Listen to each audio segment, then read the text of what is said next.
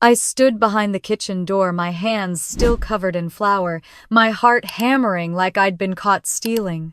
The smell of wine and roasted chicken filled the house, and laughter floated down the hallway. My father's voice was steady, confident, like every word he said was law. "We don't need to hire a sitter," he said. "Clara can handle the kids. She's good with children." My mother laughed softly, that light-controlled giggle she used in front of guests. 10 kids, Greg. That's nearly a full kindergarten. Then my sister Laura, the bride, chimed in between sips of champagne. "She won't mind. She's great at that kind of stuff. Besides, it's not like she has anything else going on."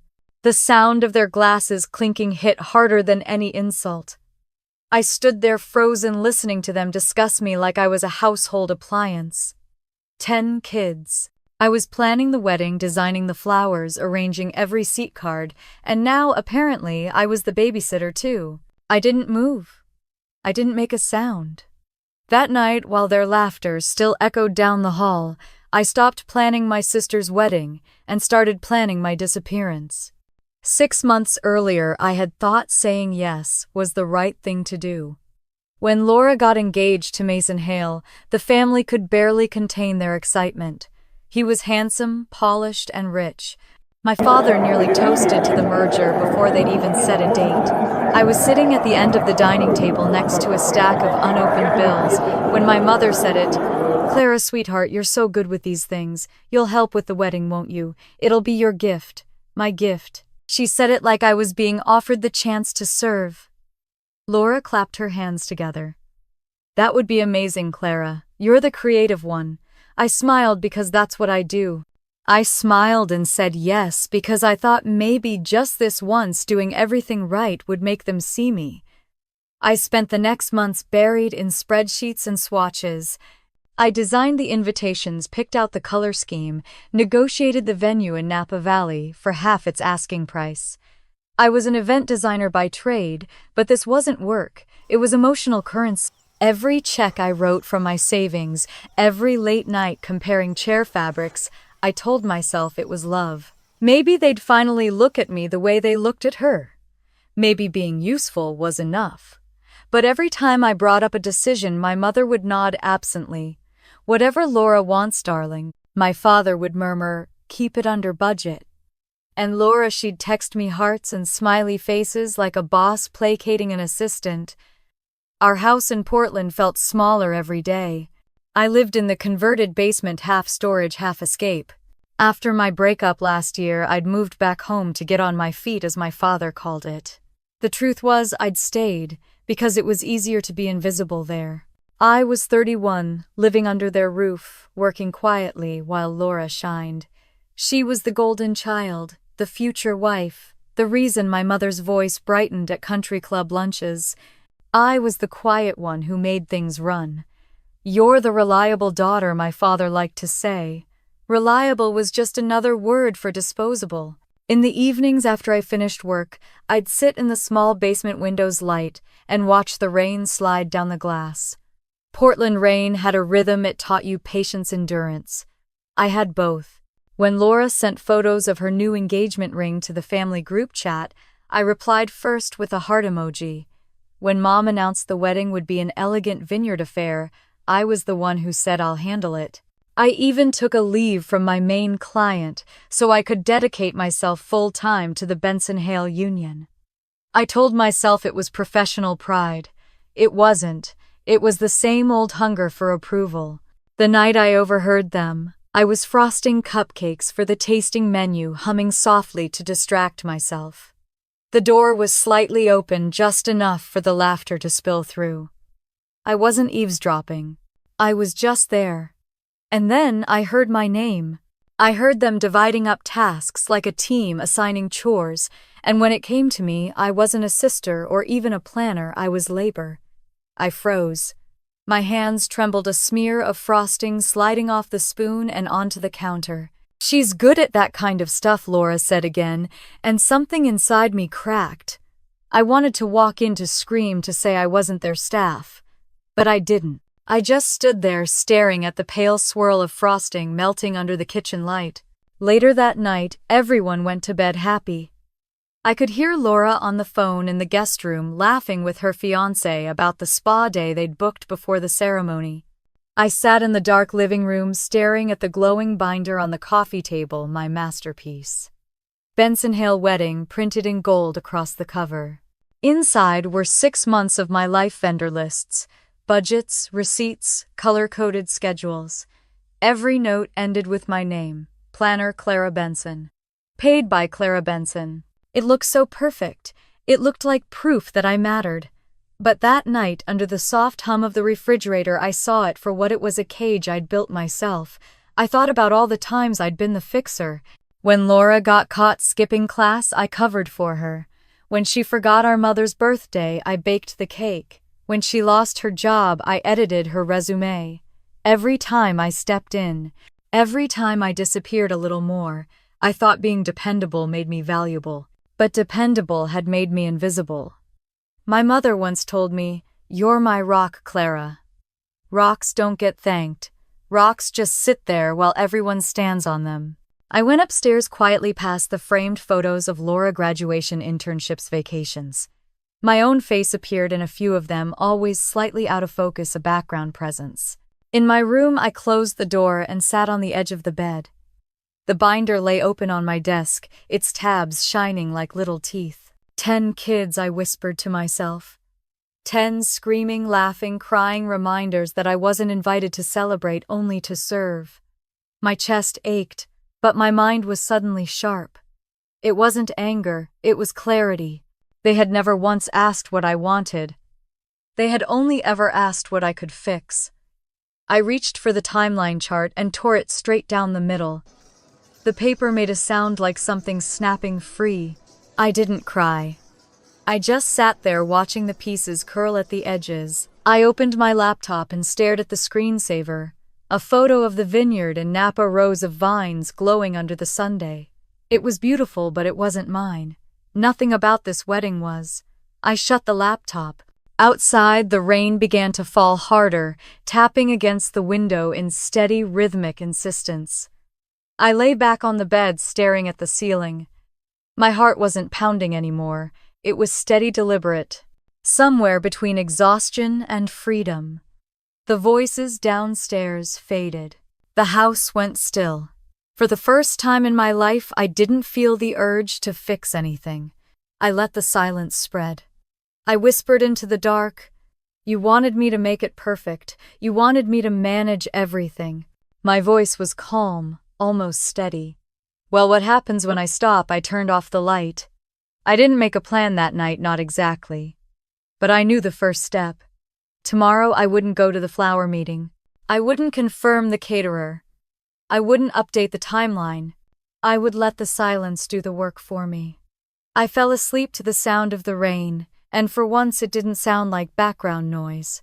It sounded like applause. The smell of coffee filled the kitchen that morning, but it couldn't cover the silence that had settled overnight. My parents were still asleep, and the house looked like a museum of family pride. Every wall held a frame. Every frame told the same story, the perfect Bensons. There was Laura in the center of every photo, her bright blonde hair glowing under studio lights, her smile rehearsed but radiant. In most of them, I was there too slightly to the side, one step behind, half hidden by someone's arm or a Christmas tree branch. In the newest portrait, Laura wore a champagne dress standing next to her fiancé Mason. My parents glowed beside them. I stood on the far left holding a tray of hors d'oeuvres. When people looked at those pictures, they saw harmony. I saw hierarchy. In pictures, we looked like love.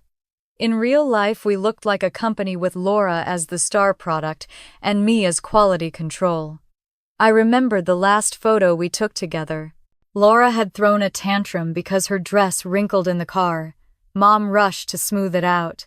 Dad told the photographer, "Give us a minute, she's emotional." I had knelt behind Laura, steaming the hem with a handheld iron, my own hair curling from the heat. When the shutter clicked, she smiled like a princess. I was still on my knees, out of frame.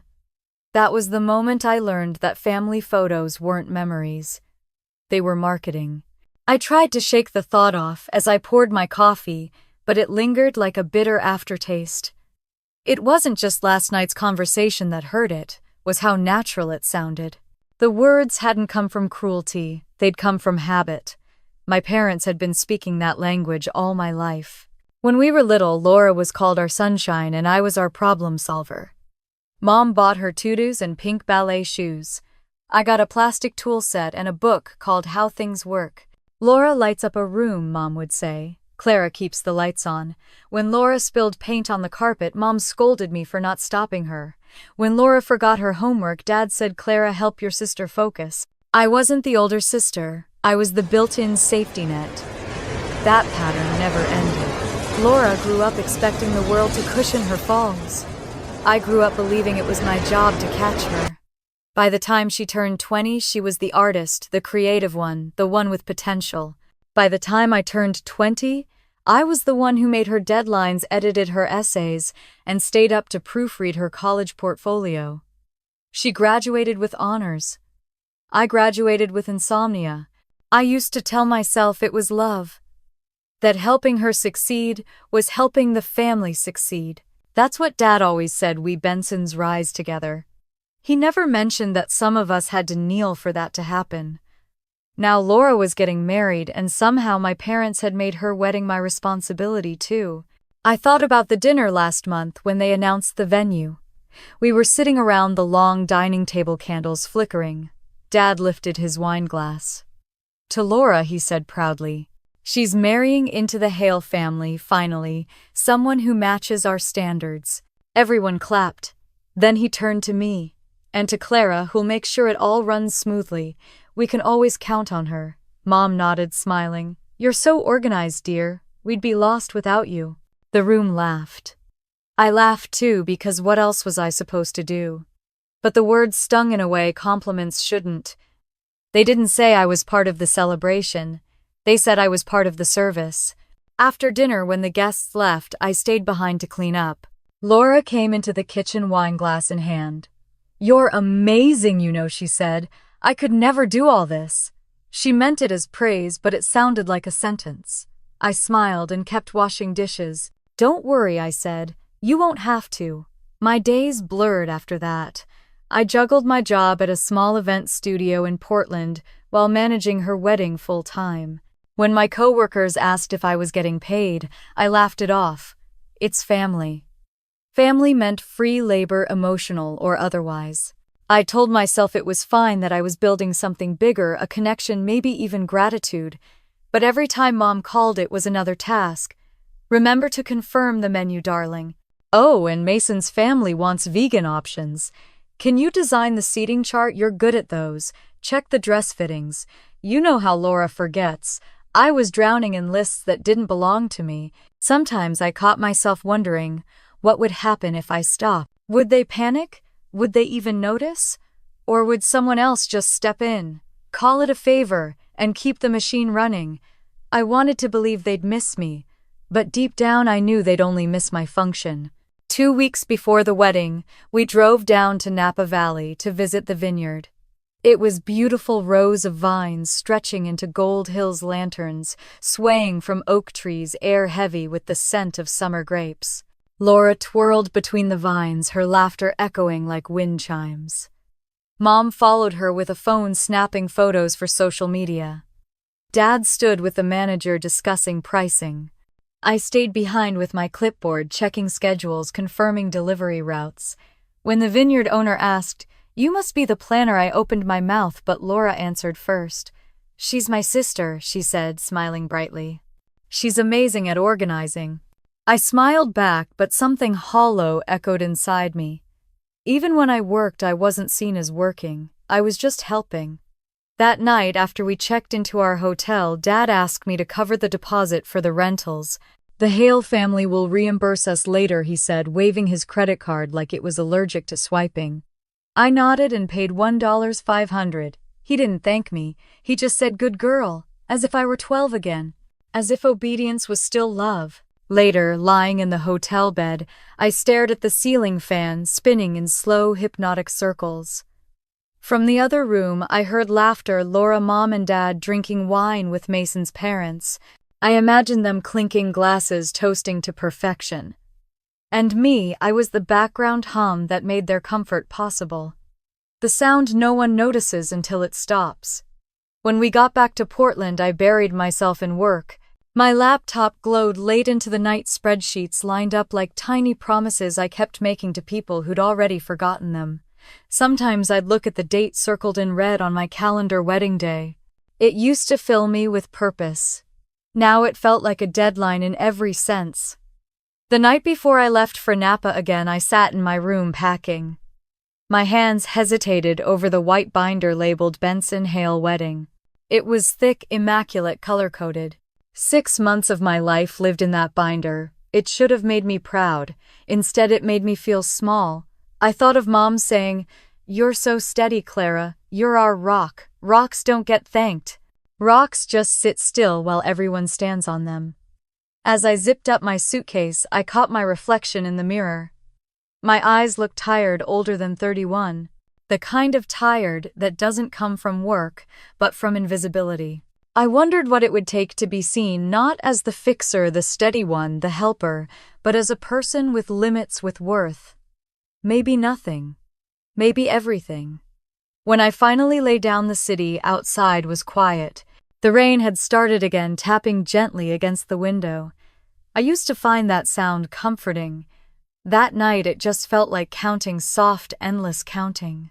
Every drop was another favor, another apology, another silent yes I'd said to keep the peace. I closed my eyes and whispered into the darkness, "This time something has to break." The cursor blinked on my laptop screen like a heartbeat that wouldn't slow down. The spreadsheet I'd built had 24 tabs, each labeled with a color, each one perfectly balanced between chaos and control. Lavender for flowers, gold for table runners, red for payment deadlines. My entire life fit neatly inside those boxes. I spent my nights sitting cross-legged on the floor, surrounded by fabric swatches and receipts, whispering to myself that this was temporary. 6 more weeks and it would all be done. 6 more weeks, and maybe finally they'd see me. I had stopped counting how many hours I'd worked. My coffee pot was permanently stained and my phone never stopped buzzing. The florist needed a confirmation. The photographer needed a deposit. Mason's mother had changed her mind about the appetizer menu for the 3rd time. I didn't have weekends anymore, just tasks. Sometimes I looked at my reflection in the laptop screen at 2 in the morning and thought, this is what dependable looks like. Dependable meant exhausted. Dependable meant invisible. The money went faster than I realized. At first, I didn't think much of it. "Just put it on your card," Dad said one night when I mentioned the catering invoice. "We'll reimburse you once Mason's family pays their part." His tone was so casual it almost sounded generous. So I did. $2,000 for the caterer. $1,200 for flowers from a farm in Carmel Valley. $800 for the string quartet. $600 for custom invitations. I kept every receipt in a white envelope labeled Wedding Fund to be reimbursed. Each time I slipped another paper in, I told myself it was an investment in family harmony. Weeks passed and the envelope grew thicker, heavier. No one mentioned paying me back. Mom would hand me new requests instead. "Darling, could you check the weather forecast for Napa? I'm worried about rain." And Clara, "Can you find little toys for the kids' table? You're so good at those creative touches." Love had turned into a list, and I was the only one holding the pen.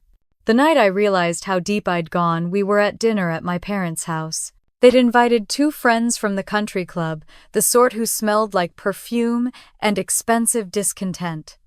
As soon as they arrived, Mom started bragging.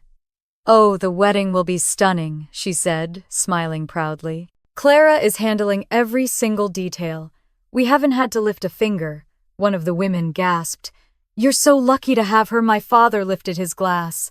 "That's our Clara, our miracle worker." The table laughed. Everyone toasted to me without ever looking at me. I smiled because that's what miracles do. They glow quietly while everyone else takes the credit. When the guests left, I stayed to clear the plates. Mom patted my shoulder as she passed. You're such a blessing, dear. Blessing was another word for servant. The compliment slid off me like cold water. I drove home through the rain, headlights blurring across the windshield. I pulled into my small basement apartment and sat in the car with the engine running, the sound of the wipers syncing with my heartbeat. My chest felt tight, not from sadness, but from something harder. To name something between fatigue and fury. I was tired of being useful. But I didn't know how to be anything else. The next morning, I woke up to a text from Laura. The floral arch looks too minimalist. Fix it. No good morning. No please. Just a command. I typed back, we're already over budget, but I'll see what I can do. Within minutes, Mom called. Sweetheart, don't upset your sister. You know how sensitive she gets before big events. Just make it work. Make it work. My family's favorite phrase. I'd been making it work for them since I was 12. By the third week of August, I was averaging 4 hours of sleep a night. My hands shook when I poured coffee, and I'd started writing notes on my palms so I wouldn't forget small tasks. I told myself this was what love looked like: sacrifice, endurance, devotion. Rachel, my best friend, wasn't buying it. She called one night while I was finalizing table layouts. You're still up. It's midnight. I laughed softly. I've got to send the final seating chart. Clara, she said, they're using you. Do they even pay you? I hesitated. They said it's my gift. A gift, Rachel snapped. You don't gift your sanity. I wanted to argue, but I didn't have the energy. It's just easier this way, I said. She sighed. Easier for them, maybe. I hung up and sat staring at my reflection on the black screen after the call ended. I looked older, harder. My mother used to say I was her steady one. Steady just meant numb. My steadiness was the cement that held their comfort together. 2 weeks before the wedding, we went back to Napa for a final review. The air smelled like grapes and dust, and the vineyard shimmered in gold light. It should have been beautiful. Instead, it felt like a set I'd built for someone else's movie. Laura stood under the half-finished floral arch, pouting. It looks too plain. I reminded her the premium flowers she wanted were out of season. Well, you're the creative one, she said. Figure it out. I turned to Mom, hoping for backup. She smiled softly, tiredly. You know how emotional your sister gets, darling. Don't make a scene. My father joined us then, phone in hand, brows furrowed. And don't embarrass us in front of the Hales, Clara. We want this to go smoothly. I nodded. I always nodded. That evening I wandered outside while they dined with Mason's family in the private hall. I stood among the vines, watching the lanterns sway in the warm wind. The laughter from the hall carried faintly through the air, cheerful, distant, foreign. I leaned on a wooden post, breathing in the silence between the crickets. For the first time, I admitted to myself I wasn't tired from work. I was tired from being their foundation. I had turned beauty into burden. I called Rachel. She picked up on the second ring. Tell me you're done, she said, before I even spoke. I laughed softly. Almost. Almost isn't enough, she said. You deserve peace. I looked out across the glowing rows of vines. I just want it to be over. Then make it over, Rachel said. No one's going to give you permission. Her voice stayed with me long after we hung up. When I got back to my hotel room, there were 3 missed calls from Mom. I didn't answer. I turned my phone face down and sat on the bed. My planner binder was open on the desk, pages fluttering from the ceiling fan's breeze. I reached over and traced one of the headers: final vendor payments due August 28. I could see my own handwriting, small and neat, listing all the responsibilities that weren't mine. For the first time, the sight didn't fill me with pride. It made me angry. My name was everywhere, but my presence was nowhere. I closed the binder and lay back, listening to the muffled sound of music from the restaurant below. Somewhere, people were celebrating. I imagined Laura in her silk dress, my parents smiling beside her, Mason's family raising glasses. I tried to picture myself there, but every version of me was holding a clipboard. I drifted off sometime past midnight, When I woke, the first light of dawn was slipping through the curtains, painting the room pale gold. I sat up slowly, stretching my aching shoulders, and whispered into the quiet enough. My voice was hoarse but certain. Later that morning, as I drove north toward Portland, the highway shimmered under the rising Sunday.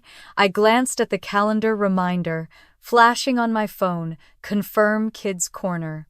I stared at it until the screen dimmed and went black. The words stayed in my head anyway, looping like a cruel joke. Kids Corner. I hadn't realized it yet, but that little phrase would be the match that burned everything down. For now, I kept driving. The sky was bright, the road empty, and the weight on my chest felt lighter than it had in years. The road to Napa was almost too beautiful to be real. The hills rolled like waves, the air smelled of earth and ripened grapes, and the sky stretched out in a soft blue hush. I told myself this trip would be the last push, the final sprint before peace. I didn't know I was driving straight toward the moment everything inside me would break. When I arrived at the villa my parents had rented, the air was filled with the sound of sprinklers and the faint echo of laughter from the kitchen. It was Wednesday, 3 days before the wedding.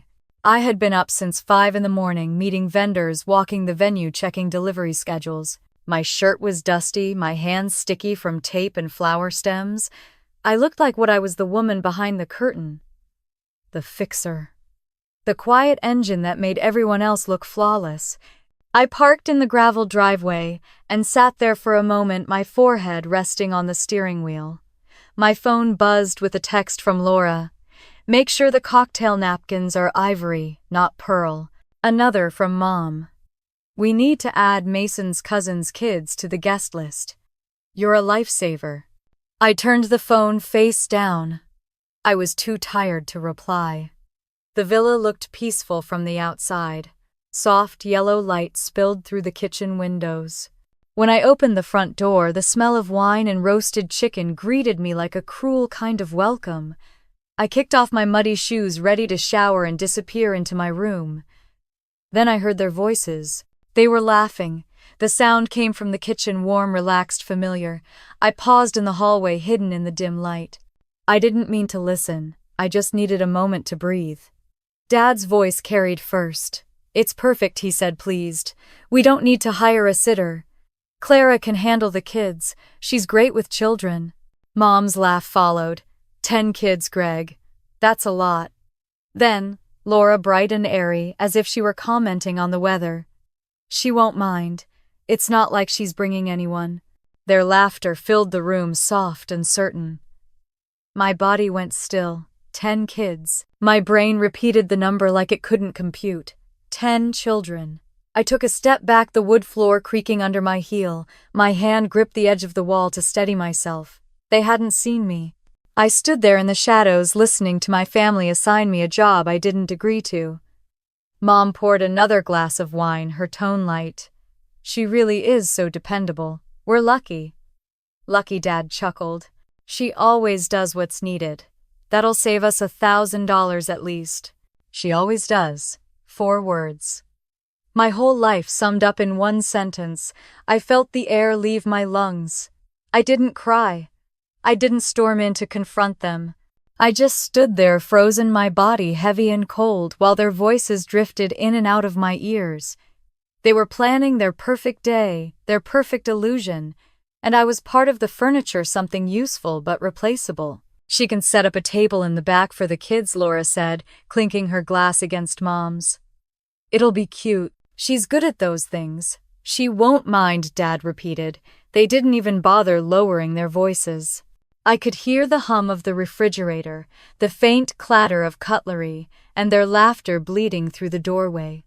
Each sound carved something sharp into me. I realized then that this was never about love or gratitude. It was about function. I was their peacekeeper, their labor, their invisible backbone. When I could finally move, I walked quietly upstairs. My hands trembled as I reached for my room key. Inside, the villa was silent, warm, safe. Outside, my family celebrated their efficiency. I sat on the bed, staring at the white binder lying open on the desk, the Benson Hale wedding. My name was printed on every page, Planner Clara Benson. Contact Clara Benson. Deposit paid by Clara Benson. I'd built a monument of order for people who didn't even see me as a person. I flipped through the tabs: venue, catering, florals, rentals, music. Every line bore proof of me. My time, my money, my name. I'd spent 6 months building this thing thinking it would buy me belonging. But as I turned the pages, the binder started to look different. It wasn't a portfolio anymore. It was a cage. I set it down and pressed my palms against the cool cover. My heartbeat slowed. My thoughts sharpened. For years I'd been the dependable one, the rock, the fixer. I had believed that if I stayed useful, they'd love me. But all it did was teach them that I could be used. I stood and crossed to the mirror. My reflection looked unfamiliar. My face was pale, my hair messy, but my eyes, they were clear. Clearer than they'd ever been. I whispered to my reflection, "They don't see you." I thought about all the years of small sacrifices, the forgotten birthdays, the unspoken thank yous, the way I'd always been the one to apologize first. I thought about being 7 years old, standing in the rain, waiting to be picked up because my parents were late from Laura's recital. I thought about being 16, staying up all night to finish Laura's art project so she wouldn't fail. I thought about being 31, spending my savings to give her the wedding of her dreams. And now being expected to babysit 10 strangers' children while she danced in her designer gown. It wasn't just exhaustion. It was revelation. I sat down again, staring at the binder. Slowly, deliberately, I opened to the first page, the title sheet in perfect script.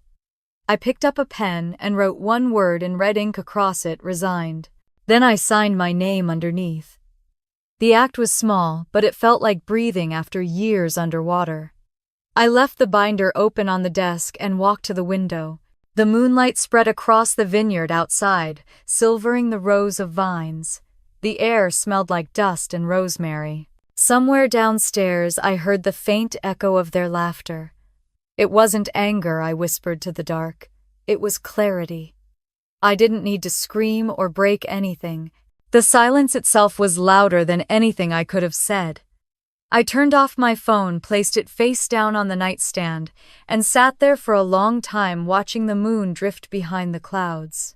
I felt hollow, but the emptiness wasn't frightening, it was clean. For the first time in my life, I didn't feel the urge to fix things. I didn't want to soothe anyone.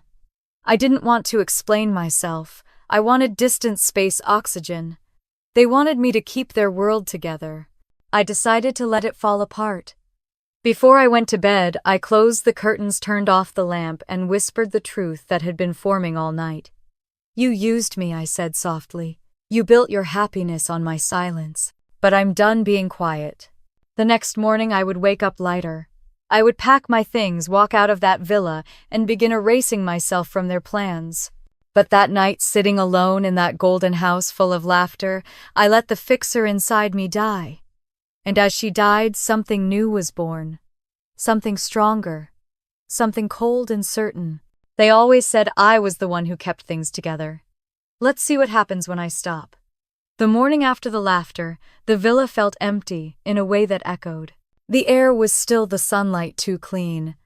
I sat at the kitchen table, staring at the half-finished notes I'd written the night before, times, vendors' numbers. The handwriting looked like it belonged to someone else. I used to wake up with a list of things to do. That morning I woke up with nothing but silence. It was sharp, almost comforting. I made a cup of coffee and stood by the window. The vineyard outside shimmered with early fog.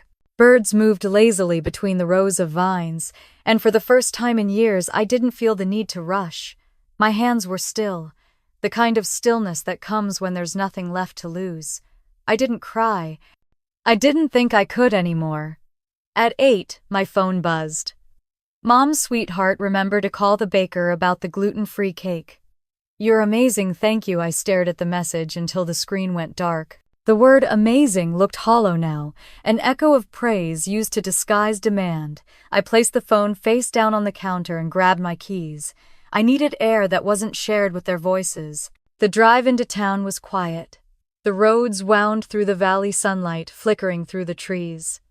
My body moved on autopilot while my mind floated somewhere above it all. By the time I reached downtown Napa, I didn't even know why I'd come. I parked outside a small cafe called Morning Ember, a place that smelled of roasted beans and old wood. The bell above the door chimed when I entered. I ordered a black coffee and found a table in the back corner away from the window. The cafe was nearly empty, just a barista humming along to a song on the radio and an older couple sharing a pastry. I cupped my hands around the warm mug and tried to remember the last time I'd sat somewhere with no purpose. Then my phone rang. Rachel, my only friend who didn't live inside my family's script. Her voice was a burst of sound against the quiet. Clara, where are you? In Napa, I said, my throat dry. There was a pause, then her tone softened. You sound like you've been holding your breath for a year. I think I have, I said. My voice cracked on the last word. What happened? I hesitated, swallowing the lump in my throat. They want me to babysit 10 kids during Laura's wedding. Rachel was silent for a beat, and then her voice hardened. 10 kids? You're joking. I wish I was. That's not family, Clara. That's free labor. I laughed weakly. It's just how they are. They didn't mean stop. Her voice cut through sharp, but not unkind. You always say that. You always explain them. I can't just... Yes, you can. You stop. You say no. You walk away. The words hit like wind, knocking the air out of me. Rachel, if I don't do this, it'll be chaos. They'll lose it. My mom will cry, Dad will yell, Laura will call me selfish. So let them, she said calmly. Let them cry. Let them yell. Let them fall apart for once. I stared into my coffee, the steam rising in soft spirals. The thought of letting go terrified me more than the thought of being used. If I stop, it all collapses, I whispered. Then let it collapse, Rachel said. That's not your problem anymore. Something inside me trembled. Her words felt dangerous, but they also felt like freedom. Do you know what happens when you keep saving people who never say thank you? Rachel asked. I didn't answer. They forget you're human. My throat tightened. I think they already have. Rachel's tone softened. Then stop being their safety net. You've spent your whole life catching them. Let them hit the ground. Maybe that's what it takes for them to finally look up and see you.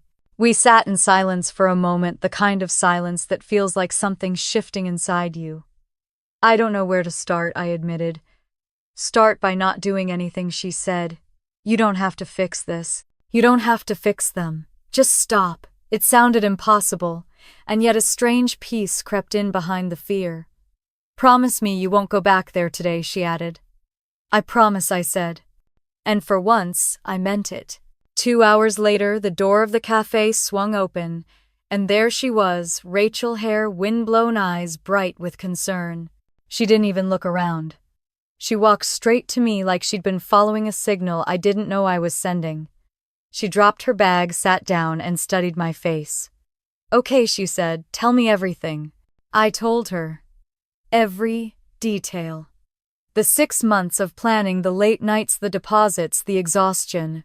And then the hallway conversation, the laughter, the words that had stripped me bare. She won't mind. She's not bringing anyone. Rachel's jaw tightened as I spoke. When I finished, she exhaled slowly like she was holding back 1,000 curses. That, she said, is abuse. They don't just take your time, they take your dignity. I shook my head. It's not that simple. They're family. She leaned forward. Family doesn't drain you dry, Clara. Family fills you up. What they're doing is emotional theft. Her words were blunt, almost harsh, but they slid under my ribs and settled somewhere true. I felt something unraveling inside me, a knot I didn't know had been there. What do I even do? I asked quietly. Rachel's eyes softened. You do nothing. That's the point. You stop fixing. I can't just... You can, she said firmly. You've done enough. You've done everything. Her conviction shook me.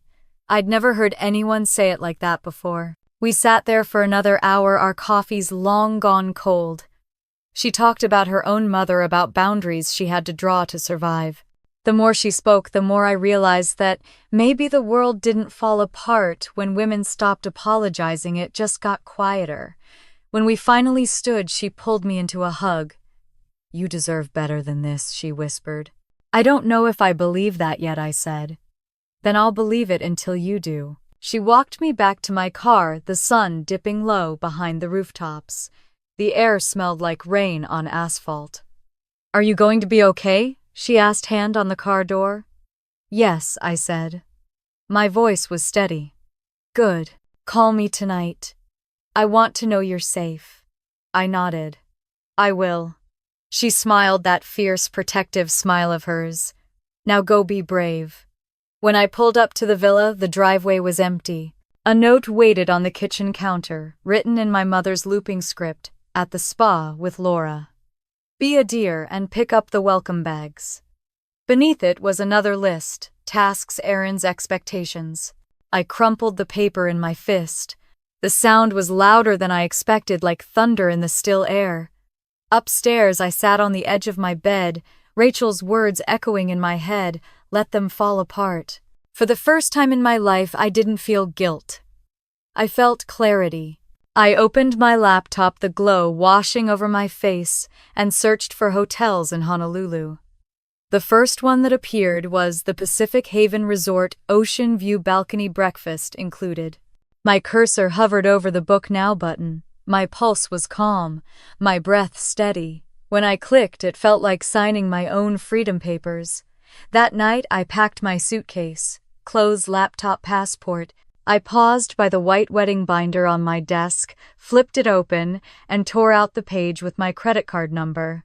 The rest I left intact. Proof of everything they took for granted. I stood by the window watching the last streaks of sunset fade over the vineyard. My reflection looked different now, tired but alive. "They wanted me to stay useful," I whispered to the glass. "Watch how useless I can be." I turned off the light, zipped the suitcase shut, and for the first time since childhood felt something close to peace. The villa was quiet when I came back. Afternoon sunlight poured through the curtains, turning the wooden floor honey gold.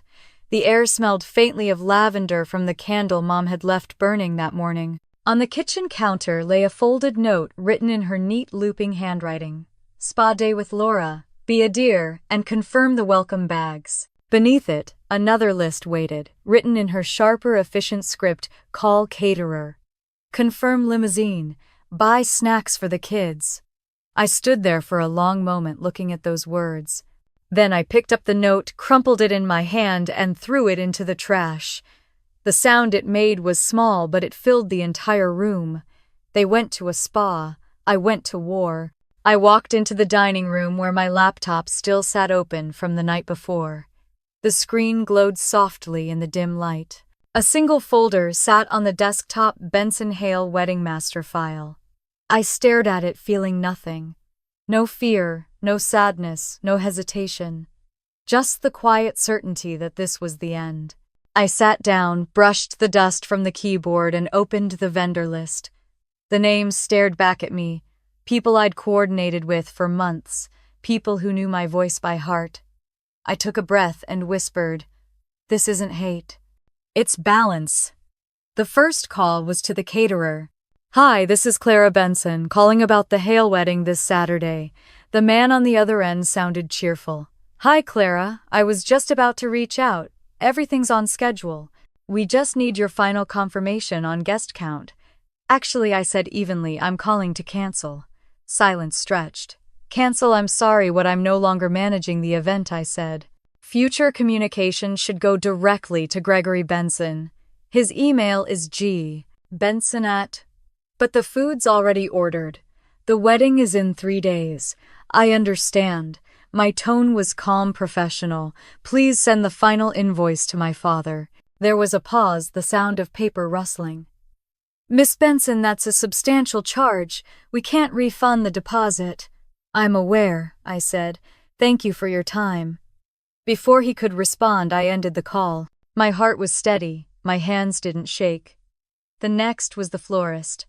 "Hi, this is Clara." "Oh, Clara. We just finished the peonies. They're beautiful. You'll love them." "I'm sure I would," I said softly, "but I won't be needing them. The order is cancelled. Please send the bill to Helen Benson." The woman's voice faltered. "Wait, what happened? Is everything okay?" "Everything's exactly as it should be." By the time I hung up, I felt lighter. Then came the rental company. Tables, chairs, tents. Lighting. The man who answered sounded irritated. "Our trucks are already loaded. Delivery's scheduled for tomorrow morning." "Unload them," I said. He huffed. "Ma'am, we have your card on file for the final payment. You'll need to contact Gregory Benson for a new one. If you charge mine, I'll report it as fraudulent." That made him pause. "Understood. Thank you," I said, and ended the call. Each phone call was a small incision, cutting one more tie between me and the machine I'd built. I didn't rush. I spoke clearly, precisely the way a surgeon moves when she knows exactly where to cut. When the last vendor was notified, I opened a blank email. The cursor blinked, waiting. To Gregory Benson, Helen Benson. Laura Benson, subject wedding update. I typed one sentence: "All vendor communications have been redirected to you." I didn't add my name. I didn't say goodbye. I hit send. The click of the mouse was the loudest sound I'd ever heard. I sat back, exhaled, and stared at the screen until it dimmed. The silence felt enormous, stretching across the room like a soft, clean sheet. My next step was practical. I gathered every contract, every receipt, every piece of paper with my signature on it. I tore out the pages that held my credit card number and fed them into the small shredder by the desk. The rest, the schedules, the seating charts, the guest list, I stacked neatly back inside the white binder. On the top page, I left a sticky note written in black ink for your records. I set the binder in the center of the kitchen table open to the catering page where the line read "Deposit paid by Clara Benson." Let them see it. Let them see everything I'd done for them. Then I walked upstairs to my room and pulled my suitcase from the closet. I folded clothes carefully, jeans, blouses, one black dress. I packed my laptop charger, a single novel I hadn't finished. I zipped the bag and paused. My reflection in the mirror caught my eye. I looked almost peaceful. Back downstairs, I sat once more at the laptop. I opened a new tab and typed flights from San Francisco to Honolulu. The first option left at 8 a.m. the next morning, non-stop, $687. I didn't think. I didn't hesitate. I booked it. When the confirmation email arrived, the subject line read, "Your journey begins tomorrow." I smiled faintly. For once it was true. Outside, the light had turned golden. The vineyard shimmered under the setting sun, its rose casting long shadows across the ground. I walked to the front door, suitcase handle in hand. I stopped for one last look around the spotless counters, the folded towels, the smell of my mother's candles still faint in the air. For years I'd been the one who kept their house from falling apart. Their schedules, their tempers, their image. Every problem that could be fixed, I had fixed. Now, for the first time, there was something beautifully broken about the silence. I placed my hand on the doorknob, and before I stepped out, I whispered to the empty house, "You wanted me to manage everything. Let's see how you manage without me." The door closed softly behind me. The drive to the hotel was calm. I didn't even play music. The road curved along the edge of the valley, the sky painted in strokes of pink and orange. When I reached the small inn by the highway, the clerk smiled and handed me a key. "Enjoy your stay," she said. I smiled back. "I intend to."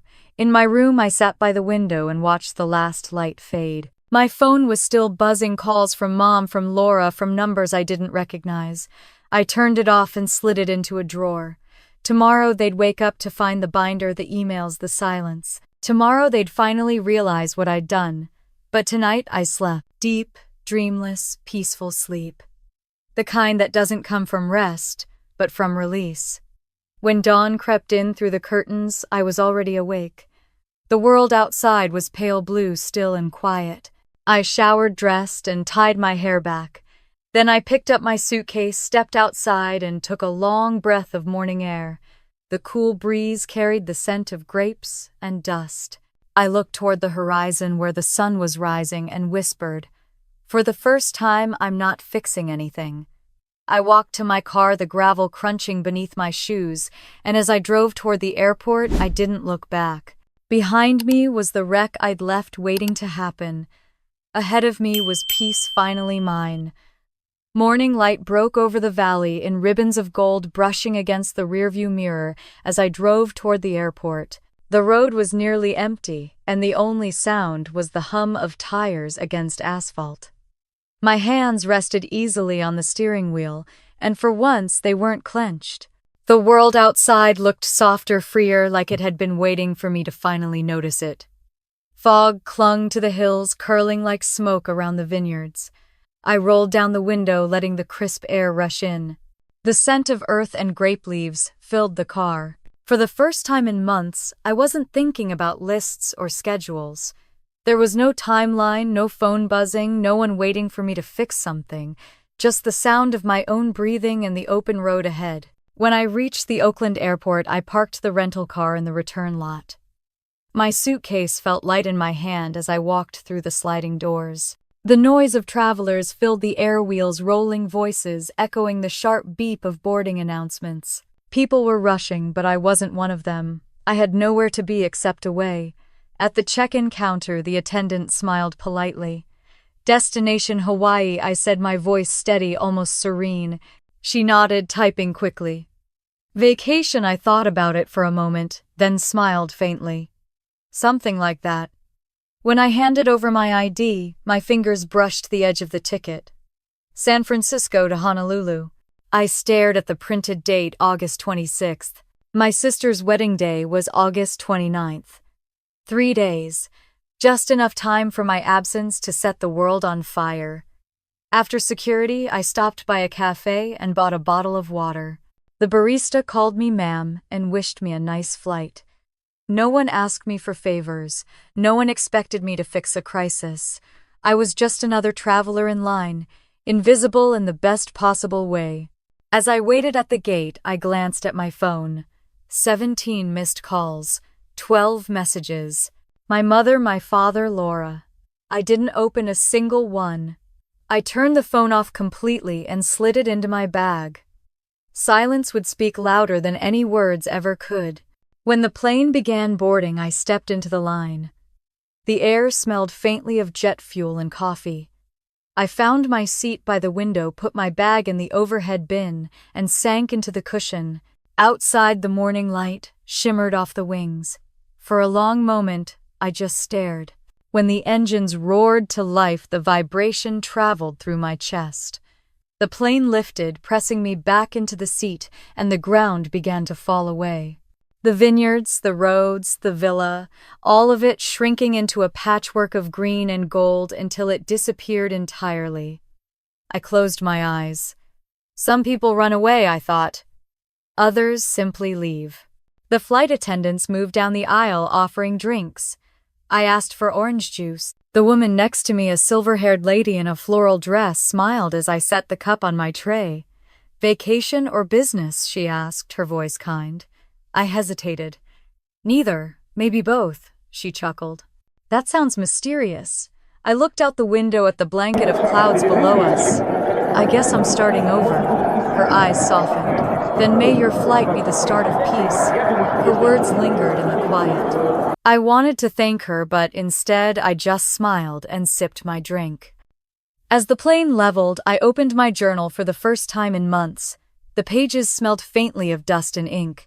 I wrote without thinking, "I am done being the fixer. I am done being the background.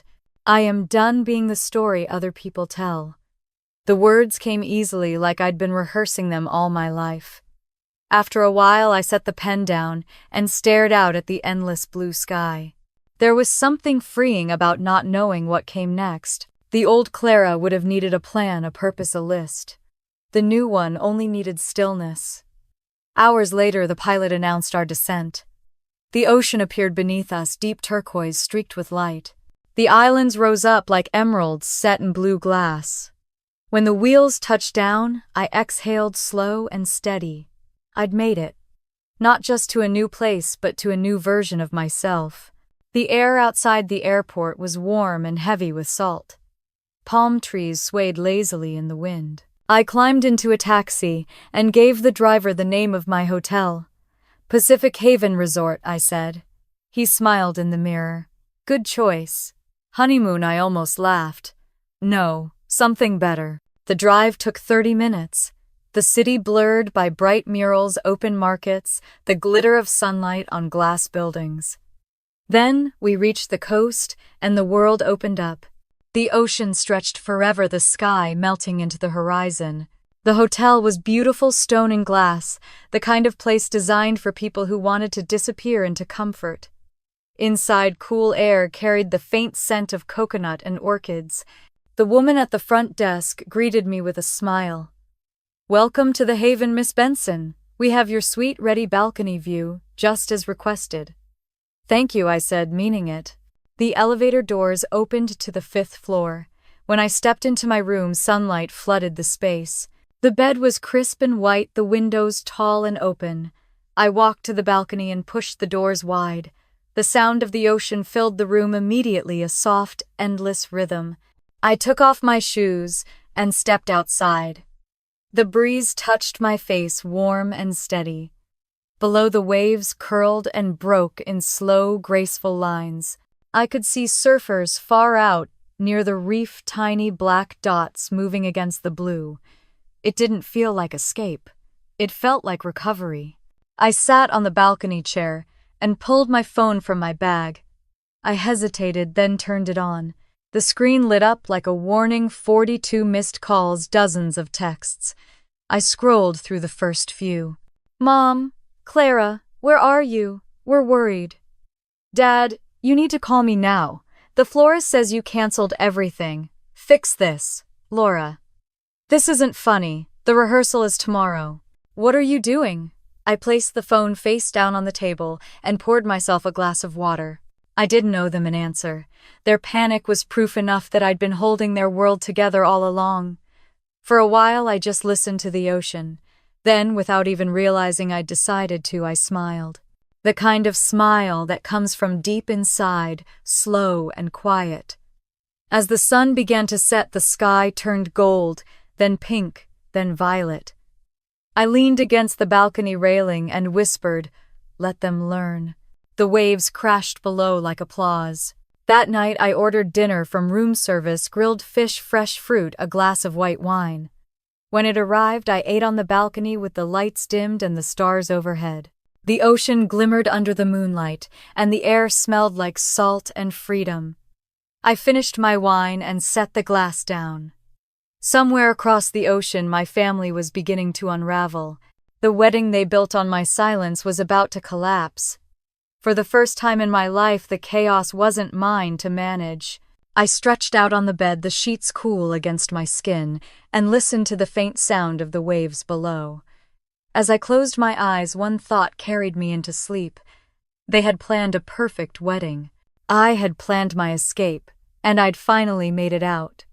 The sun rose over the Pacific like a slow exhale, spilling light across the white sheets tangled around my legs. I woke to the sound of the waves brushing against the shore, calm and rhythmic, a world away from the noise I'd left behind.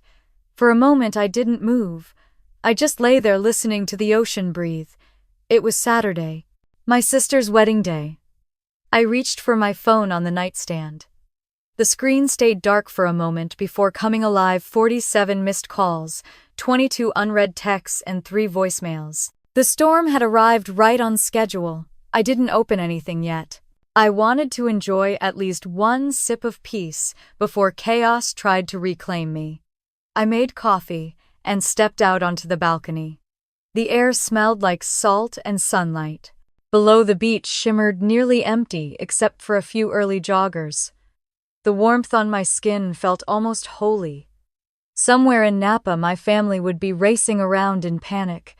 And here the world moved slow, soft, forgiving. I set the coffee cup on the table and finally turned the phone's sound back on. The vibration started immediately, a low, angry hum against the wood. One by one, I opened the messages. "Mom, Clara, Please, we need you. The florist canceled. The guests are arriving in 2 hours. Dad, you have made a terrible mistake. Call me immediately. Laura, where are you? The rentals didn't show up. The photographer's threatening to leave. I scrolled further. Mom, sweetheart, you're scaring your sister. This isn't funny. Please fix this. Dad, you've embarrassed this family. You will fix it right now, or you'll regret it. I placed the phone face down again and took another sip of coffee. It was bitter and perfect. In Napa, it was 10 a.m. The guests would start arriving soon. I imagined the park chairs missing, no floral arch tables bare. I pictured Laura pacing in her gown, Mom's voice trembling with forced politeness, Dad's face turning red as he barked into his phone. I couldn't help it. I smiled. For years, they'd said Clara always takes care of things. Well, this time, Clara was taking care of herself. My phone buzzed again. I let it. I didn't owe them peace anymore. Outside, the waves kept their rhythm, a heartbeat I could finally match. By 11:30, curiosity got the better of me. I opened Instagram. The first post I saw had the caption, "Wedding of the Year turns into total disaster. Number Benson wedding fail, number Napa disaster." I tapped it. The photo showed an empty field dotted with confused guests in formal clothes standing under a half-assembled tent. A woman in a floral dress, Mom, was trying to hand out small bags of pretzels. Laura stood in the background in her white gown, her face twisted mid-yell. My breath caught and then a laugh escaped me, sharp, incredulous, free. The comments scrolled fast. Never seen anything like it. Didn't the planner bail, poor bride? I heard the sister handled everything and then ghosted them. And then one that stopped me, good for her. People only push the quiet ones until they finally push back. I leaned back in my chair and watched the waves, that strange ache between guilt and satisfaction settling somewhere deep in my chest. There was another video now posted by one of Dad's colleagues. 30 seconds of pandemonium. Guests arguing, a child crying, Laura shouting at my father while Mason's parents stood frozen beside the empty buffet tables. Mom's voice thin and desperate. Please everyone, we'll have food soon. The caption read, "Never trust family with logistics." I closed the app and exhaled slowly. It wasn't revenge that I felt, it was equilibrium. For once, the chaos belonged to them. My phone rang again. Laura. The screen glowed, then went dark, then glowed again. By the 5th attempt, I answered. Hello. There was a pause. Her voice came through, shaky, small. Clara. Oh, thank God, you have to come, please. It's a nightmare. The caterers didn't show. The chairs, the flowers, everything. Everything's gone wrong. I looked out at the ocean. That sounds hard, I said quietly. Her breath hitched. You're enjoying this, aren't you? You're sitting somewhere laughing at us. No, I said softly. I'm sitting somewhere resting from you. Don't do this, she whispered, her voice cracking. Please. You can still fix it. You can call the vendors. You can... I cut her off. You said I'm good at that stuff, remember? You said I'd be watching the kids. Maybe you should try being good at something for once. The silence on the other end stretched. I could hear voices in the background, Dad shouting, Mom crying. Clara, she said finally, her voice small again. If you ever loved me, please help. I closed my eyes. I do love you, I said. That's why I'm not coming. And then I hung up. For a while I just sat there listening to the waves. My hands were steady. My heart wasn't racing. There was no rush of guilt or regret. Just calm. The kind of calm that only comes when the world stops expecting you to hold it together. An hour later, Rachel called. Please tell me you're watching the internet, she said, half laughing, half breathless. I might have seen a post or two. She laughed harder. Clara, it's everywhere. The Benson wedding meltdown has gone viral. It's all over Twitter. People are calling it the event of the year. I shook my head, smiling despite myself. That's one way to describe it. Rachel lowered her voice. How do you feel? Like I'm breathing, I said. Good, she whispered. They needed to feel the weight you carried for them. and now they finally do. We talked for a few minutes longer before hanging up. When the call ended, I stood and stretched. My body felt light, my shoulders unburdened. Later that afternoon, I booked a massage at the hotel spa. The therapist greeted me with a gentle smile. "Long week?" she asked as I lay face down on the table. "You have no idea," I said. The room smelled like lavender and eucalyptus. Soft music played a slow piano melody that made me want to close my eyes and forget everything. The therapist pressed her hands into my shoulders, finding the knots I hadn't even realized were there. "You're holding a lot of tension," she murmured. "Not for much longer," I whispered. For 90 minutes, I let go of every weight I'd been carrying. When the session ended, I felt like someone else, entirely lighter, looser, unshackled. Back in my suite, the sun was sinking low, painting the water in molten gold. I poured a glass of wine and sat on the balcony watching the light fade. My phone vibrated once more, a voicemail from Dad. I didn't want to listen, but curiosity won.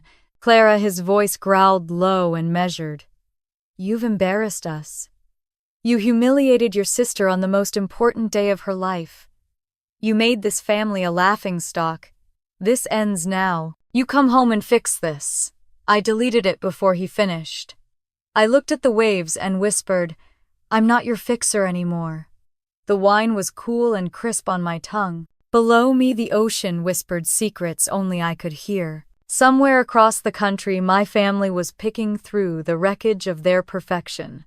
And I was watching the sunset over the Pacific, feeling the quietest kind of justice.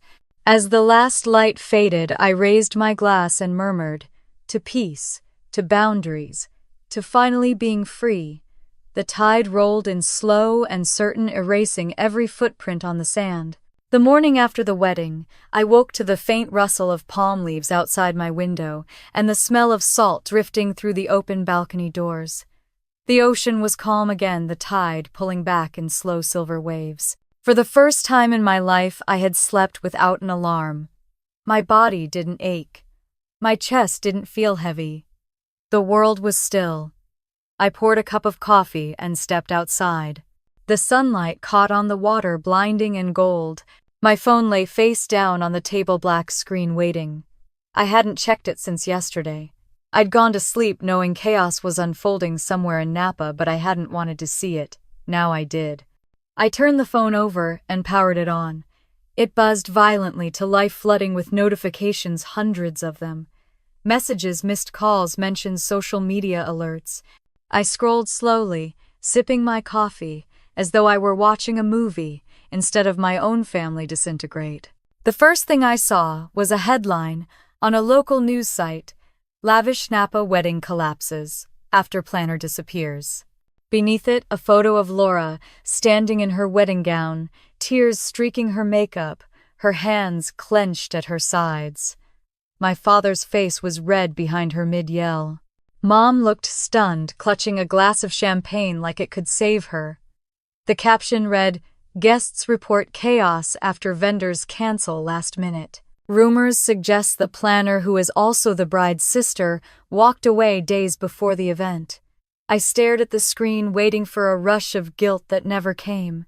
Instead, I felt a quiet, profound relief. The truth was finally visible to the world, and I didn't have to say a word. When I opened Instagram, it was worse or better depending on how you looked at it. Hashtags like #Benson wedding fail, #Napa disaster, and #planner gone rogue had taken over. Guests had posted videos, selfies, angry captions. In one clip, my father was shouting into his phone while Mom tried to pass out pretzels. The comments were merciless. That poor sister probably hit her breaking point. You can't treat people like staff and expect them to smile forever. This is what happens when families confuse love with labor. I scrolled through the chaos until my thumb hurt. Then I saw a post from someone I hadn't thought about in years, my cousin Melissa. A photo of the disaster site with the caption, "Everyone's shocked, but honestly, we all saw how they treated Clara. She finally stood up for herself. Good for her." I didn't realize I was crying until a tear slid onto my coffee cup. Not out of sadness, out of validation. Someone had seen it. Someone had seen me. My phone buzzed again, this time with a text from a number I didn't recognize. "Hi Clara, this is Pamela Kent. I was at the wedding yesterday. I just want you to know you did the right thing. Your parents have leaned on you too long. Everyone saw it. You don't owe them a thing. Take care of yourself. Pamela, Mom's closest friend. The queen of the country club." For her to say that, it meant the mask had finally cracked. My family's perfect image had shattered in public daylight, and no amount of spin could glue it back together. I set my phone down and took another sip of coffee. The bitterness tasted clean. By noon, my messages had doubled. Some were kind, some were vicious. "Mom, you've humiliated us. How could you do this, Dad? You are no longer my daughter. Laura, I hate you. I hate you for ruining everything." Then others, quieter, gentler. "Melissa, ignore them. Everyone's on your side. Rachel, you're trending. Don't panic, it's all in your favor." I opened my laptop out of curiosity. Rachel was right. Online forums were dissecting the story like it was entertainment. People debated who was right, who was wrong. The phrase "quiet revenge" kept appearing. I laughed softly under my breath. Quiet revenge. That was exactly what it was. That afternoon I went for a walk along the beach. The sand was warm and the water glittered at my feet. I passed couples holding hands, kids chasing waves, tourists snapping photos. None of them knew me. None of them expected anything from me. I was just another woman walking alone in the Sunday. When I got back to the hotel, there was a voicemail waiting. "Rachel again. Clara, it's unreal. I just saw the photos. You're a legend. People are calling it the most satisfying wedding meltdown ever. I hope you're not feeling guilty. You earned your peace, okay? Let them deal with their mess." I listened twice, smiling faintly. Let them deal with their mess. That was becoming my mantra. As evening fell, I poured a glass of wine and opened my journal. The pages filled easily. They always said I kept things together. Now they know what happens when I stop. I wrote for hours about the years I'd lost, about the way love can become debt when given without boundaries, about how silence can be both a prison and a weapon. When I finally closed the notebook, the moon had risen over the water. My phone lit up again. An email. From Laura. Subject: "I'm sorry. I didn't open it yet. I wasn't ready." I let it sit in the inbox, glowing faintly like a ghost waiting for absolution. Instead, I opened one more message from Rachel. A link. It led to a short video someone had posted online, Mom trying to explain to the guests what happened. Her voice trembled. "My daughter was supposed to manage everything. We don't understand why she left." The comment section was brutal. "Because you treated her like your maid." This poor woman finally quit midlife emotional servitude. Good for her. Family doesn't mean slavery. I closed the laptop. For the first time in my life, I didn't have to defend myself. The truth was defending me. That night I walked down to the beach.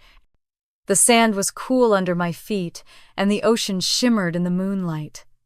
I stood there listening to the waves slide in and out and whispered into the wind. You can't fix people who like being broken. A calm washed over me deeper than anything I'd ever known. When I returned to my room, the phone vibrated one last time. A message from an unknown number. "You don't know me, but I just watched that story online. Thank you for reminding people it's okay to walk away." I read it twice before the tears came again, soft, quiet, cleansing. The next morning I woke early and opened my curtains. The ocean was still smooth as glass. I brewed coffee and sat by the window watching the sun rise. My phone lay beside me, silent now. The storm had passed. The wreckage was behind me, and in its place there was something new, fragile but real: peace. For the first time, I wasn't the fixer. I was the woman who had finally fixed herself. The email came early in the morning, its subject line simple and small on the glowing screen. "Please read." I stared at it for a long time before opening it. My coffee had gone cold beside me, but I didn't notice. I already knew who it was from. Laura. The message began awkwardly, her words tripping over themselves like they'd been rewritten a dozen times. I don't know where to start, she wrote. I guess I should start with I'm sorry. She described the aftermath in clipped, hesitant sentences. The guests leaving in droves, the food never arriving, Mason's parents furious, Mom crying so hard her makeup stained her dress, Dad losing his temper, shouting at everyone until even the band packed up and left. It was chaos, she wrote. Everyone's talking about us. It's all over social media. I keep refreshing the feed and it just gets worse. People are saying you did it on purpose. Did you? I don't understand why you would do this to us. To me. I took a slow breath. The question wasn't meant to be cruel. It was meant to reclaim innocence. She still didn't get it. The next paragraph was softer. Mom hasn't stopped crying. Dad's angry, but I think he's scared too. Mason's gone back to his parents' house. I don't know if we're even married anymore. I wish you'd been there. You always fix things. I needed you. There it was again, that old reflex they couldn't kill you, fix things. Even in ruins, they still reached for the same broken tool. I read the message twice. My hands were steady, my breathing calm. Then I clicked reply. I read your message, I typed. I'll call you soon. I didn't owe her that much, but I wanted to hear her voice. One last time. The phone rang only once before she picked up. Clara, her voice was small, raw. You answered. I did. There was a pause on the line filled with static and breath. Then she exhaled shakily. I didn't think you would. I wasn't going to, I said. But I read your email. Another pause. Then quietly, I deserved that. I said nothing. Let her sit in it. After a moment she whispered, I'm sorry. I didn't mean to hurt you. You did, I said, my tone even. But not because you wanted to. Because you didn't think about it. Her breath caught. I didn't realize how much you were doing until it all fell apart. You didn't realize because you never looked, I said. On the other end of the line, silence pressed heavy. Then I heard a soft sob. I thought you liked helping. You were always so calm about everything. I thought that meant you were happy. I was quiet, I said. That's not the same thing, she sniffled. Mom says you were cruel to leave like that. I almost laughed, but it came out as a sigh. Cruel is using someone's kindness as a resource. I just stopped supplying it. I could hear her swallow hard. They're saying horrible things online, Clara. About all of us. Dad won't talk to me. Mom just keeps saying, Clara, we'll fix this. I leaned back in the chair, looking out at the ocean. Then she's still not listening. The wind rustled through the phone's receiver. Laura's voice cracked. I just want my sister back. Then you'll have to meet me where I am, I said quietly. Not where you left me. She didn't speak. The silence stretched long enough that I could hear my own heartbeat. Finally, she whispered, Do you hate me? No, I said truthfully. But I don't love the version of you who thought I was staff. She began crying again, small, uneven sobs. I didn't stop her this time. I didn't soothe her. I'd done that all my life. After a minute, she said, I don't think we can fix this, can we? You never fixed it before, I said. Why start now? Her sob turned into a soft, tired laugh. You always were the mean, funny one. No, I said. I was the honest one. You just never listened. For a while, neither of us spoke. The ocean roared faintly through the open balcony doors. Somewhere a gull cried out. Will you ever come home? She asked, finally. I watched the sunlight dance across the waves. Home isn't a place, Laura. It's peace. And I finally found mine. Her voice broke. I hope someday I can find mine too. You will, I said gently, when you stop standing on someone else's shoulders. I heard her breathe in, shaky and slow. Goodbye, Clara. Goodbye, Laura. When the line went silent, I didn't feel emptiness. I felt completion. I set the phone down and looked at the ocean, its surface shimmering in the midday light. My reflection stared back at me in the glass door, steady, quiet, unrecognizable from the woman who had once flinched at every demand. On the table beside me lay the wedding binder I'd brought back from the villa, its white cover now streaked with fingerprints and coffee stains. I opened it one last time. Inside were the remains of 6 months of my life contracts, timelines, color swatches. I ran my fingers along the edge of the pages. Then I walked to the balcony and held it over the railing. The wind tugged at the papers, flipping them like wings. Then slowly I let go. The binder dropped pages, scattering like pale birds across the beach below. They fluttered for a few seconds before settling into the sand, dissolving into nothing. For a moment, I thought I might cry. But I didn't. I went back inside and pulled out my notebook. I opened to a blank page and began to write Lesson 1, You can't fix people who like being broken. Lesson 2, Family doesn't mean servitude. Lesson 3, Silence can be power when it's chosen, not imposed. When I finished, I closed the book and set it on the nightstand. The next morning, I packed my suitcase. The clothes smelled faintly of salt, and Sunday I zipped the bag and glanced around the hotel room one last time. The bed was neatly made, the air light and clean. Before leaving, I opened my phone and checked my messages. There was one unread text from Rachel. When are you coming back? We've got things to build. I smiled. Soon. Outside, the taxi was waiting. As we drove toward the airport, the driver asked if I'd enjoyed my stay. Yes, I said. More than I can explain. We passed the shoreline one last time. The sea shimmered under the morning light, endless and forgiving. I watched it fade behind me and whispered, She wanted forgiveness. I wanted freedom. We both got what we came for. Then I leaned back in my seat and closed my eyes. The road stretched ahead wide and open, carrying me toward the life that was finally mine. Rain fell softly over Portland when my plane touched down. The city shimmered in gray and silver, every puddle reflecting streetlights like tiny mirrors. I pressed my forehead to the window and watched the ground crew move in the drizzle, their orange vests glowing faintly through the mist. It felt strange to be home, but not the same kind of home I'd left behind. I was arriving in a different life, one that finally belonged to me. I didn't go to my parents' house. I didn't even tell them I'd landed. Instead, I took a cab downtown to a small apartment I'd rented online during my last night in Hawaii.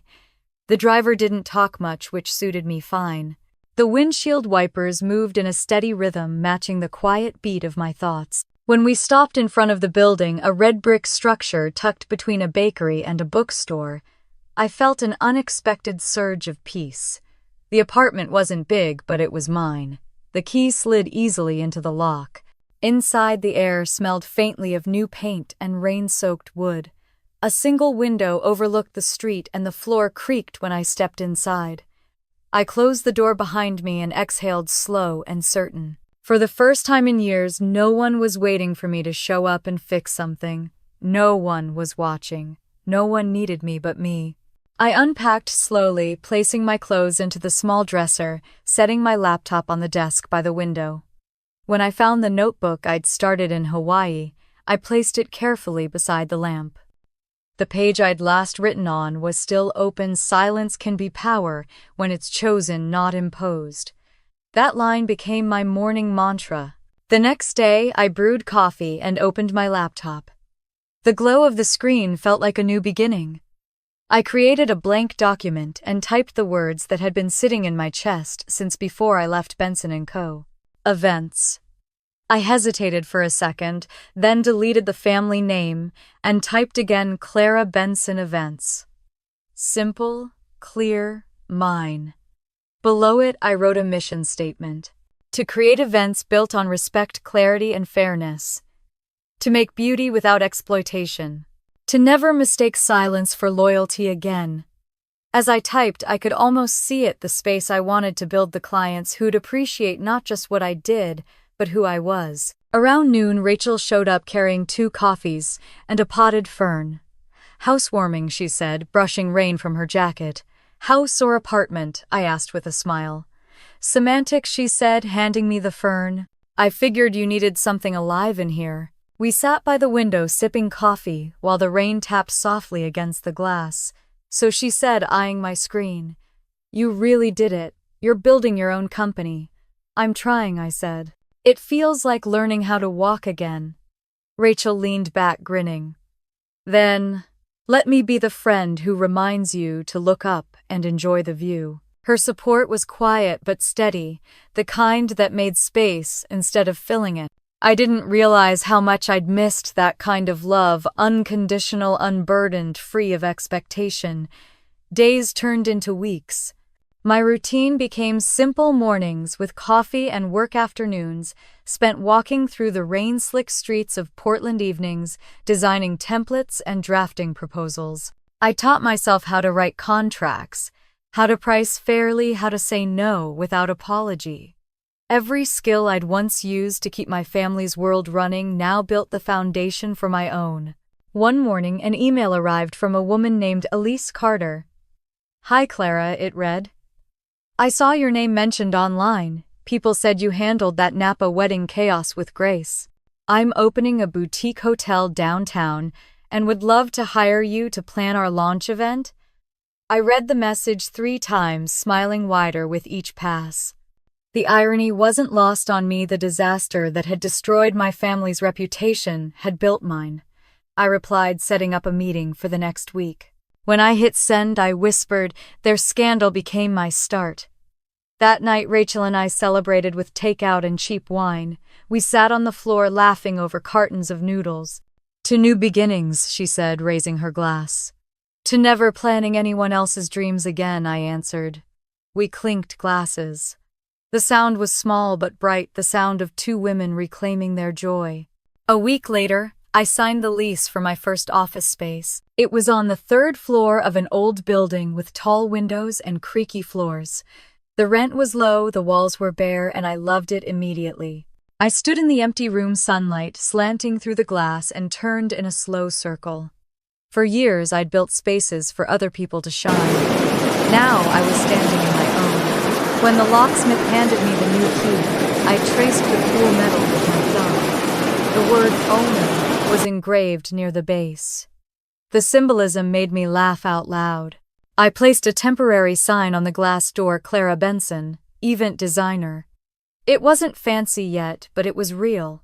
That evening, as I cleaned the floor and set up my desk, a memory surfaced: my father raising a glass at Laura's engagement party, saying, "That's my girl. She'll get it done under budget." The words had once felt like a compliment. Now they felt like a eulogy for a version of me that no longer existed.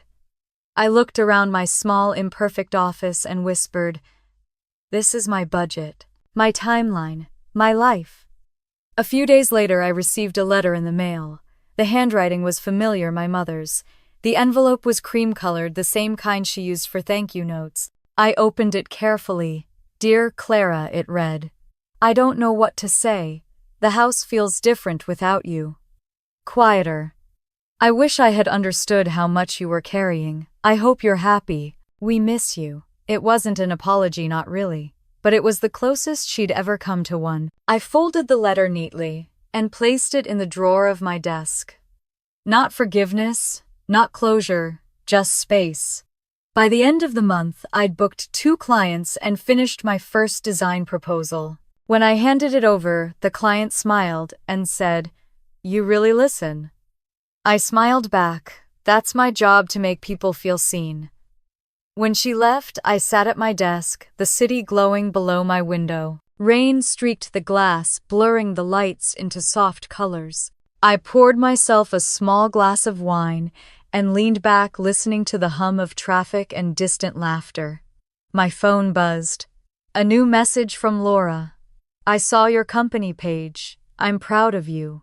I stared at the words for a long time before typing a single reply. "Thanks." I didn't need to say more. The silence between us didn't hurt anymore. When I turned off the lights that night, my reflection appeared in the window, stronger, still content. The rain outside softened to a mist, wrapping the city in silver. For the first time in as long as I could remember, I didn't feel like someone's daughter or someone's helper. I felt like a woman who had built her life from scratch and finally learned how to live it. I smiled at my reflection and whispered, "This time I built something that's mine." Then I locked the door, stepped into the hallway, and let the rain carry me home. The morning light slipped through the blinds, painting soft lines across my desk. Portland was quiet, wrapped in the kind of gray calm that made the city feel like it was breathing. A year had passed since that day in Napa. A year since I'd closed, the binder, canceled the vendors, and walked away from the life that had kept me small. I poured my coffee and stood by the window of my new office. The skyline shimmered in the distance, mist hugging the roofs. A vase of white tulips sat near my computer, the kind of flowers I'd once ordered for someone else's happiness. Now they were mine, standing tall in sunlight that finally belonged to me. My office wasn't huge, but it was alive. The walls held framed photos of the events I'd created in the past 12 months, a vineyard engagement that actually ended in laughter, a corporate gala that raised money for women's shelters, a winter wedding where the bride cried not from stress but joy. My company, Clara Benson Events, had grown quietly, steadily, honestly. When clients came in now, they didn't talk over me. They didn't call me sweetheart. They asked for my opinion and trusted my voice. A knock on the door pulled me from my thoughts. My assistant Nora peeked in with a grin. "Morning, boss. Coffee refill," I smiled. "You read my mind." As she poured, she nodded toward the stack of folders on my desk. "You've got the Carter Hotel launch next week and the magazine interview confirmed for Friday. They're doing a feature on female entrepreneurs." I laughed softly. A year ago, I was crying over invoices in a villa kitchen. Now I'm getting quoted in magazines. "Life's strange." "Good strange," Nora said. "Yeah," I murmured. "Good strange." When she left, I took a moment to breathe it all in the hum of work, the faint music from the cafe downstairs, the smell of fresh paper and coffee. This was my world now, built by my hands, not borrowed from anyone else's. At noon, I checked the mail and found a cream-colored envelope addressed in careful handwriting. My father's. I hesitated before opening it. Inside a single page. "Clara, we saw the article about your company. Your mother cried when she read it. I should have told you this years ago, but I'm proud of you. I'm sorry it took everything falling apart for me to realize how much you held together. Love, Dad." I read it twice. No tears came this time. I just folded the letter and tucked it into my drawer beside my business license. Some things didn't need framing.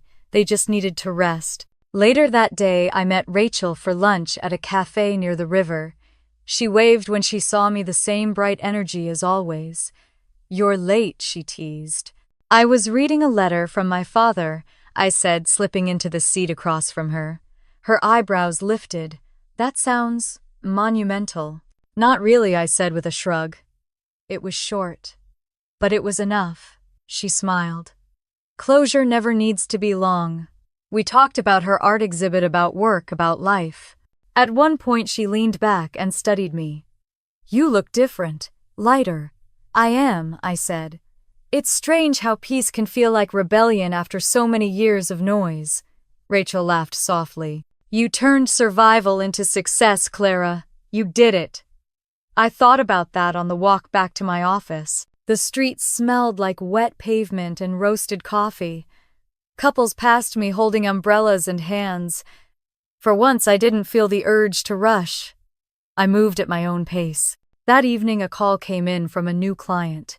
They wanted to hire me to design a summer event at a vineyard in Napa. When the woman said the name of the location, I froze for a second. It was the same vineyard my family had chosen for Laura's wedding. "I'll take it," I said. When I arrived there weeks later, the vines were greener than I remembered. The hills glowed in late afternoon Sunday. I walked across the grass where the ceremony once should have been, my clipboard in hand. The past felt distant now, like a story someone else had told me once. I wasn't haunted by it anymore. I was rewriting it. As I stood there watching the light shift through the rows of grapes, I thought about that quiet morning when I'd first left. I used to think walking away was weakness. Now I knew it was strength. The kind that doesn't roar, it just endures and then rebuilds. That night back in Portland, I sat in my office and opened my journal. The last page was nearly filled, but I found a blank space and began to write. I learned that love without respect isn't love. That being needed isn't the same as being valued. That family can wound and heal in the same breath. But most of all, I learned that peace isn't given, it's built. Brick by brick. No apologies, no permission. I closed the notebook and set it aside. The city lights shimmered beyond the window, reflected in the glass like constellations. I thought of my sister sometimes, how she'd written once simply, "I hope you're happy." And I was. I wasn't angry anymore. I wasn't even sad. I was free. The clock on the wall ticked quietly. Somewhere below the city kept moving cars, laughter, rain. I stood and turned off the lamp, letting the room fill with the glow of streetlights. Before I left, I picked up a marker and wrote 3 words on the glass door of my office just above my name, designed with respect. Then I looked out over the city and whispered, "Revenge doesn't always come with fire. Sometimes it comes with peace."